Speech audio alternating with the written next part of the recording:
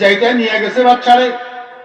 এবার সেখানকার লোকেরা বাচ্চারা দেখি গ্লাস একটা সুন্দর করে ধুইয়া জুতা এটারে সাধ্য দি, তো এক গ্লাস পানি জাহাপনার হাতে দিছে, জাহাপনা গটগট করি করি এই সাত দোয়ার পানি, জুতা দোয়া পানি এটা রেখেছে। পাশে দিয়ে উজিরা দাঁড়ানো আছে, উজিরা কেউ জাহাপনা বেয়াদবি মাফ করবেন, কার জুতা দোয়া পানি খাইলেন? বাচ্চা কয়ে কার জুতা মানে? ফেরেশতা জুতা। উজিরা কেউ জাহাপনা কিসের ফেরেশতা জুতা?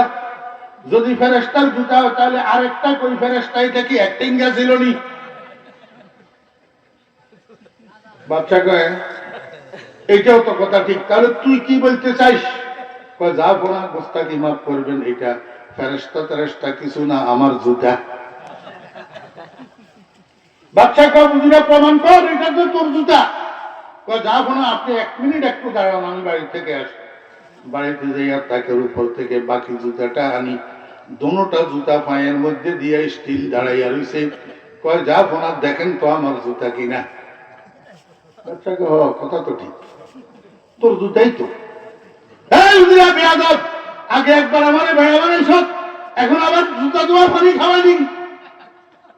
হুজুর জাহাপনা ওই যে বেড়া বানাইছিলাম সেটা প্রমাণ করার জন্য জুতা দোয়া পানি খাওয়াইতে হয়েছে, গোস্তাকি মাফ করবেন। যদি জুতা দোয়া পানিটা না খাওয়াই তাহলে আপনারে বেড়া বানানো যায় না। জাহাপনা এই মানুষগুলা অশিক্ষিত গণ্ড মূর্খ, এই মানুষগুলা না হয় একজনের কথা বিশ্বাস করে জুতা দোয়া পানি খাওয়া শুরু করছে। আপনার মতো একজন রাজা, আপনি একজন বাদশাহ, একজন জ্ঞানী মানুষ, আপনি ফেরেশতার জুতা একটা পাওয়া গেছে, যতজনে দুইয়া দুইয়া পানি খেতেছে সব রোগ চিকিৎসা হইয়া যাইতেছে। জাহাপনা আপনার তো পুরাতন একটা কঠিন পেটের বেদনা আছে, এত ঔষধ খাইলেন কিছুতে কিছুই হইল না, এই সুবর্ণ সুযোগটা কোনো একটু গ্রহণ করে দেখবেন কিনা।